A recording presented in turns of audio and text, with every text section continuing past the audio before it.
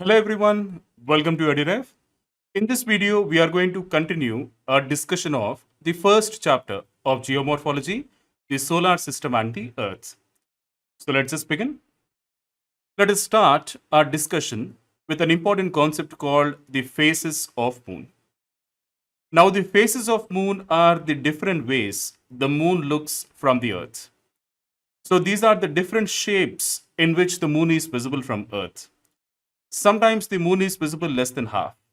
Sometimes half of the moon is visible, sometimes more than half, sometimes the full moon is visible, and sometimes the moon is not visible at all. We call it as new moon or Amavasya. So, why do we have these different phases of moon and how do they occur? That is what we are going to discuss in this video. Now, we know that the moon orbits around the earth and the earth orbits around the sun. So the half of the moon that faces the sun will be lit up. So this is common knowledge, right? Now the earth is revolving around the sun and the moon is revolving around the earth.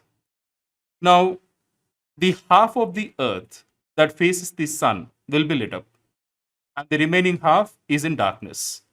So that is how day and night occur. In the same way, half of the moon that faces the sun will be lit up and the other half will be in darkness. Now, the different shapes of the lit portion of the moon that can be seen from the earth are known as the phases of moon. So, just go through this point one more time. The different shapes of the lit portion of the moon that can be seen from the earth are known as the phases of moon. Now, these are the different shapes in which the lit portion of the moon is visible to us. Now, the unlit portion of the moon is behind the lit portion that is not visible to us. Okay.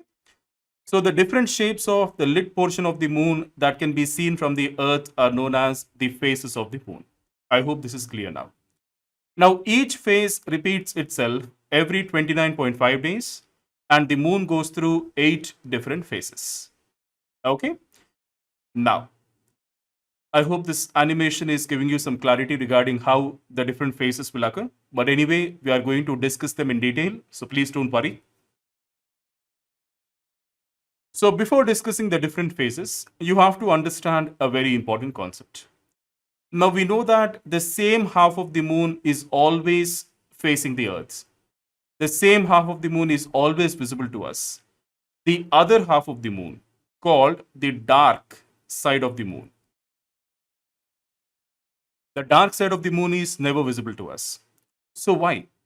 Why only one side of the moon is always visible to us? It is because of a concept called tidal locking. So let us first understand what is tidal locking and then let us come back to this discussion. Tidal locking is when one side of an astronomical body always faces the other. So one side of the moon always faces the earth. So that is tidal locking. It is also called synchronous rotation. A tidally locked body takes just as long to rotate around its own axis as it does to revolve around its partner.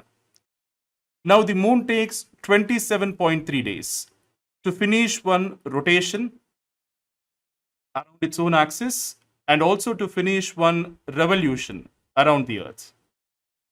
For comparison, the earth takes 24 hours to finish one rotation around its axis.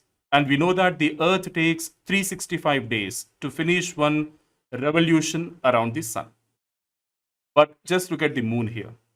Moon takes exactly 27.3 days to finish one rotation around its own axis, that is to finish one spin around its own axis, and also to finish one revolution around the earth. So that is the reason always only one side of the moon is visible to us. The moon is tidally locked to the earth. Clear? Now, usually satellites are tidally locked to the planets. So moon is tidally locked to the earth. I hope you understood this concept. Now, if two bodies are of similar mass and their distance apart is small, the tidal force will lock each to other. Example, Pluto and Charon. Now we know that Pluto is a dwarf planet, right? Now Pluto has a moon called Charon. Rather, we can call it partner. Now Pluto and Charon are tidally locked to each other because they have similar mass and also their distance apart is small. So, when two bodies are of similar mass and their distance apart is small, the gravitational force between these two bodies will tidally lock each to other. So, Pluto and Charon are tidally locked to each other and they are in synchronous rotation. I hope you're understanding. Now, Pluto is considered to be the largest object in Kuiper belt. So let us discuss very briefly what is Kuiper belt and then we'll go back to the concept of phases of moon. The Kuiper belt is a disc-shaped region past the orbit of Neptune. So this is the orbit of Neptune and beyond the orbit of Neptune you have Kuiper belt. So Kuiper belt extends roughly from 30 astronomical units to 50 astronomical units from the sun. So let me just explain this. Now the distance between Sun and Neptune is considered to be 30 astronomical units. So Kuiper belt extends from 30 astronomical units to 50 astronomical units from the Sun. Okay. Now the belt contains many icy bodies which can become comets. So in the previous video we have discussed about comets, right? So actually comets originate from the Kuiper belt. And Pluto is considered to be the largest object of the Kuiper belt. So the objects that are present in Kuiper belt are also called trans-Neptunian objects.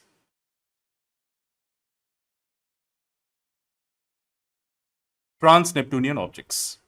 Clear? So you can think of Kuiper belt as asteroid belt. In the previous video, we have discussed what is asteroid belt. But the only difference between Kuiper belt and asteroid belt is Kuiper belt is at least 20 times wider and 200 times massive than the asteroid belt. So just imagine this.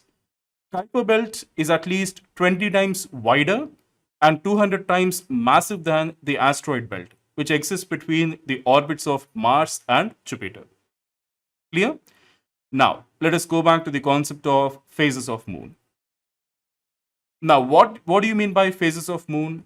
The different shapes of the moon that are visible to us from the earth. These are the phases of moon. Now, we know that the same half of the moon is always visible to us because of tidal locking between the earth and the moon. So, these phases, they occur over the same half of the moon surface that is always visible to us. So that is the concept here. I hope you understood this. So now let us start discussing the different phases of the moon. So the first phase is a new moon. A new moon is when the moon cannot be seen because we are looking at the unlit portion of the moon. Now first, new moon is also called Amavasya. Okay, now here moon cannot be seen because we are looking at the unlit portion of the moon. So just look at this image. This part of the moon is unlit and this part of the moon is lit. Okay, so first the moon is in between the sun and the earth and the unlit part of the moon is facing the earth. Okay, so that is the reason we cannot see the moon at all. Now, a new moon occurs when the moon is directly between the earth and the sun. Clear? Now this point is very important, guys. A solar eclipse can only happen at new moon. Now what do you mean by solar eclipse? So sometimes when the moon comes in between the sun and the earth, the moon blocks the sun. Okay. So this is how sun looks like during solar eclipse. And these outer layers of the sun that are visible, so these outer layers are called corona. Now, corona is much hotter than the surface of the sun. So, why corona is so much hot? That is one of the unsolved mysteries that is bugging the scientists. And scientists are trying to find out the answer for this question. So, that is the reason NASA launched Parker Solar Probe And ISRO is also planning to launch Aditya L1 mission to unlock this secret.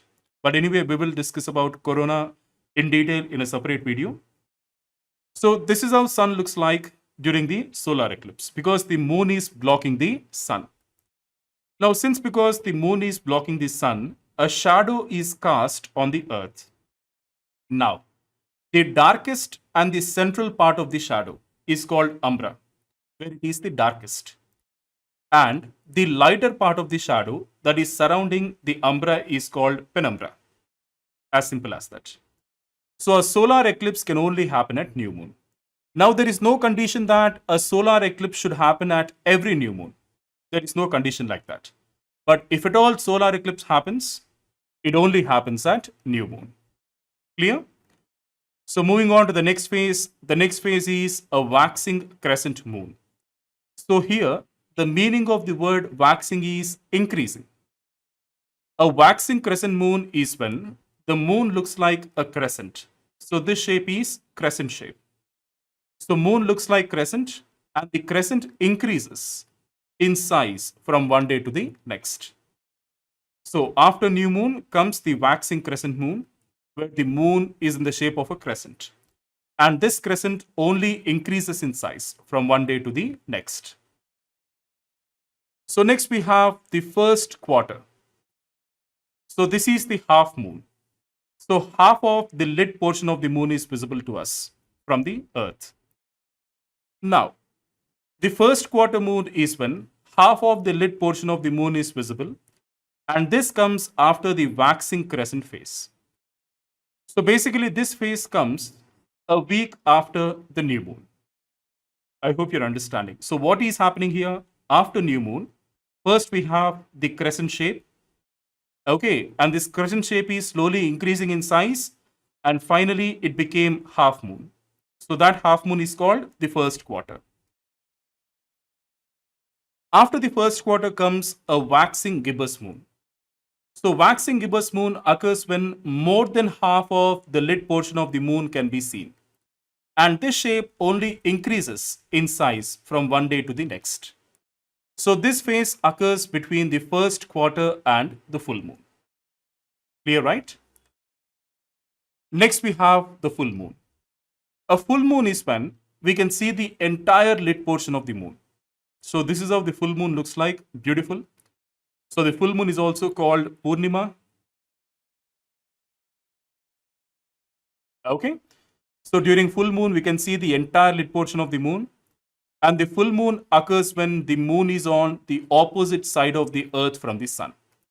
So when the sun, earth, and moon are in this configuration, full moon occurs. Okay. Now, sometimes lunar eclipse happens at full moon. Now, there is no condition that whenever there is full moon, there should be a lunar eclipse. But if at all lunar eclipse occurs, it only happens at full moon. Now, what is lunar eclipse? So sometimes the earth is casting shadow on the moon. Sometimes the earth is blocking the sun and it is casting shadow on the moon. So we cannot see the moon at all. Then it is called lunar eclipse. So same like before, the central part of the shadow, where it is the darkest, that part is called umbra, and the lighter part of the shadow surrounding the central part is called penumbra. Clear? Now moving on, the next phase is waning gibbous moon. So this occurs after the full moon. Clear? So waning gibbous moon occurs when more than half of the lit portion of the moon can be seen and the shape decreases in size from one day to the next. So waning gibbous moon occurs after full moon, and now the moon is decreasing in size. So that is what is happening here. So this phase occurs between the full moon and the third quarter. So the third quarter is also called the last quarter. The last quarter. So again, half moon is visible.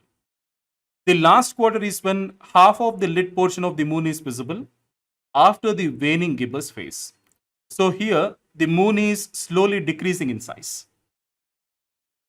Next comes waning crescent moon. It is when the moon looks like a crescent and the crescent decreases in size from one day to the next. So after this phase, again new moon comes when the moon is not visible at all. So these are the different phases of moon. Now let me show you an image for more clarity. Now starting with new moon. So new moon occurs when the sun, and this is sun, and this is moon, and this is earth. When sun, moon and earth are in this configuration, the new moon occurs. So we are able to see the unlit. We are not able to see exactly. That is the reason we are calling it as new moon. So what I'm trying to convey here is the unlit portion of the moon is facing the earth. Okay, so this is the lit portion of the moon, and this is the unlit portion of the moon. And the unlit portion of the moon is facing the earth. So we cannot see the moon at all. So it is new moon. Okay, so new moon occurs when sun, moon and earth are in this configuration, and a solar eclipse can only occur during new moon. So after new moon, we have waxing crescent, where the moon is visible in the shape of a crescent, and this crescent shape only increases in size from one day to the next. So after this comes the first quarter, when half of the moon is visible, half of the lit portion of the moon is visible.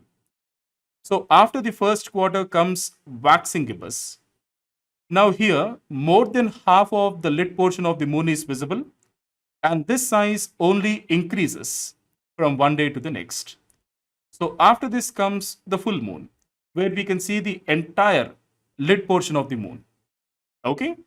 Now, this occurs when the sun, earth, and moon are in this configuration. So during new moon, the moon is in between the sun and the earth. But during full moon, the earth is in between the sun and the moon. Okay? Now, lunar eclipse can only occur during full moon. Now, there is no condition that whenever there is full moon, there should be a lunar eclipse. But if at all lunar eclipse occurs, it only occurs during full moon. So after full moon, the moon starts decreasing in size. So after full moon, you have waning gibbous, where more than half of the lit portion of the moon is visible, and this shape only decreases in size from one day to the next. After waning gibbous, we have third quarter, where half of the moon is visible, half of the lit portion of the moon is visible. After third quarter, you have waning crescent. So here the moon is visible in the shape of crescent, and this shape only decreases in size from one day to the next. And finally, we again come to new moon, when the moon is not visible at all because the unlit portion of the moon is facing the earth. Clear? So these are the different phases of moon. So guys, I hope you found this video useful and informative.